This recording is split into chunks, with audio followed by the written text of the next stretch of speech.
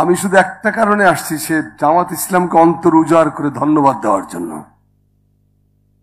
একটা অসাধ্য সাধন করেছে এবং এমন একটা কাজ করেছে, সব কাজের জন্য মানুষ ইতিহাসে অমর হয় না, কোনো কোনো কাজের জন্য হয়। এই কোনো কোনো কাজটা হলো যে জুলাই বিপ্লবের পরে যেটা আমরা সবাই চাচ্ছি, এখনো চাচ্ছে, যে শহীদদের একটা পূর্ণাঙ্গ তালিকা করেন, শহীদদের একটা এনসাইক্লোপিডিয়া করেন, শহীদদের একটা কোষ করেন, শহীদ কোষ, জুলাই বিপ্লব শহীদ কোষ। বুঝই শরৎচন্দ্রের বিখ্যাত বই শ্রীকান্তের একটা গল্প আছে যে বাঘ ঢুকেছে বাড়িতে, সবাই বলতেছে সরকি লাও, বন্দুক লাও। এখন লেখক বলতেছে যে লাও তো বটে, কিন্তু বাঘটা তো উঠানের মাঝখানে বসে, ঘরেতে বেরোবো কেমনি? আমাদের অবস্থা হচ্ছে সেই লাও তো বটে কিন্তু কেউ আনে না, সবাই খালি বাণী দেন। জামাতে ইসলামী এই কাজটা শেষ পর্যন্ত সাধন করে ছেড়েছে। আমার অন্তরস্থল থেকে, জাতির তরফ থেকে, সকল শহীদদের পক্ষ থেকে এই আন্দোলন বিপ্লবের একজন অংশগ্রহণকারী মানুষ হিসেবে সকল বিবেচনায় আমি তাদেরকে আমার অভিনন্দন, অভিবাদন জানাচ্ছি। 71 সালের মুক্তিযুদ্ধের আমাদের প্রধান ট্র্যাজেডি হলো যে সবকিছু হয়েছে, কয়েকটা জিনিস হয় নাই। কি হয় নাই? সবচেয়ে যেটা বড়, শেখ মুজিব তো বলেই খালাস 30 লক্ষ মারা গেছে। তো ঠিক আছে, আপনার কথাই ধরলাম 30 লক্ষই মারা গেছে, তো হিসাবটা দিতে হবে না? একটা তালিকা করতে হবে না? বা দেশ স্বাধীন হয়েছে আজকে 53-54 বছর, আজ পর্যন্ত স্বাধীন বাংলাদেশে শহীদদের কোন পূর্ণাঙ্গ তালিকা, পূর্ণাঙ্গ কেন, কোন তালিকাই নেই। এই লজ্জা, এই ঘৃণা কাকে জানাবো? এ দায়িত্ব তো সকলের, কেউ এই উদ্যোগটা নেননি। আসাদুল্লাহ সাহেব বলেছেন যে উদ্যোগ একবার নেওয়া হয়েছিল, আমার এটা সেল করে দেওয়া হলো, উনি তখন ডেপুটি সেক্রেটারি, বলে সেল করে দেওয়ার পরে আমি কাজ শুরু করলাম। জেলা প্রশাসক, এসডিও, সিও যারা যারা ছিল তাদের মাধ্যমে কালেকশন শুরু হলো। 2 মাস পরে আমাকে ডাকলো প্রধানমন্ত্রী শেখ মুজিবুর রহমান, বলে যে তুই কি কদ্দূর গেল? বলে যে কাজ তো প্রায় শেষ। বলে তালিকায় কত পাইছিস? আমি যেটা পাইছি সেটা তো বলতে ভয় লাগতেছে। মানে নির্ভয়ে বল, আমি তো পাইছি মাত্র 22,000, এ তো পাইনি। তোমার তাহলে বাদ দে, এদের দরকার নেই আর। এই যে বাদ দেওয়া হলো, অর্থাৎ তার 30 লক্ষকে প্রতিষ্ঠিত করতে গিয়ে আমরা আমাদের মহান শহীদদের এত বড় আত্মত্যাগের কোন ইতিহাস পাইনি। পুরোটাই চাপা গল্প। স্বাধীনতা মুক্তিযুদ্ধের ইতিহাস নিয়ে, শহীদদের নিয়ে যে সমস্ত লেখা বাইরে পাওয়া যায়, বিভিন্ন জনে লিখেছেন, সেটা প্রত্যেকেই তো নিজেকে বীর হিসেবে জাহির করেছেন।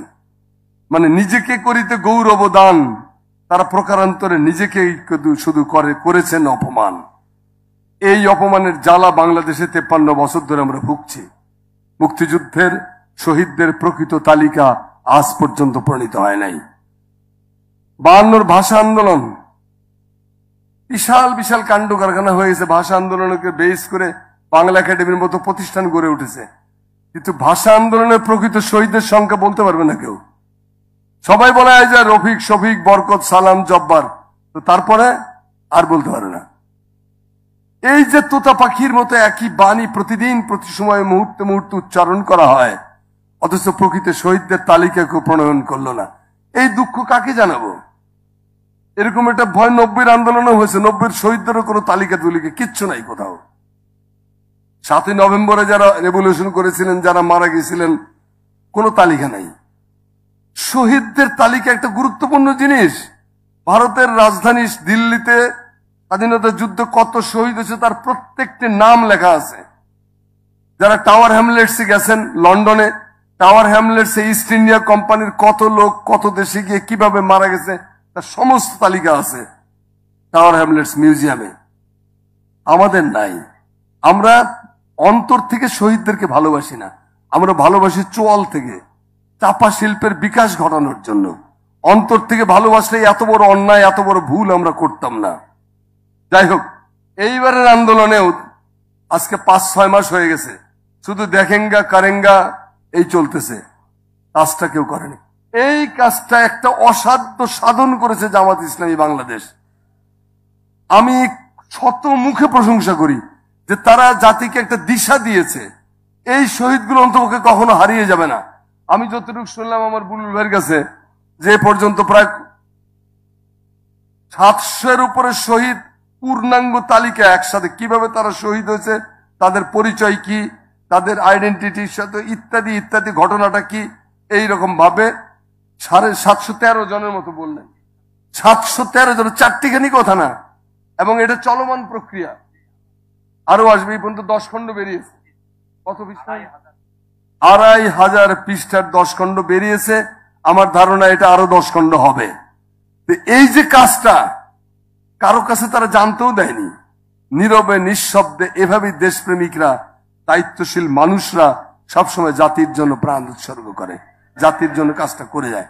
তো আজকে আমি আর কথা বাড়াচ্ছি না, আমি শুধু বলবো যে একজন গবেষক হিসেবে, একজন সাংবাদিক হিসেবে আমি মনে করি জামাত ইসলামী আজকে যেটা করলো সেটা হলো একটা পায়োনিয়ারের ভূমিকা পালন করেছে, পথপ্রদর্শক, রাহবার। এই পথকে কেন্দ্র করে এখন আমরা আরো পূর্ণাঙ্গতার দিকে এগিয়ে যাব। আল্লাহ আমাদের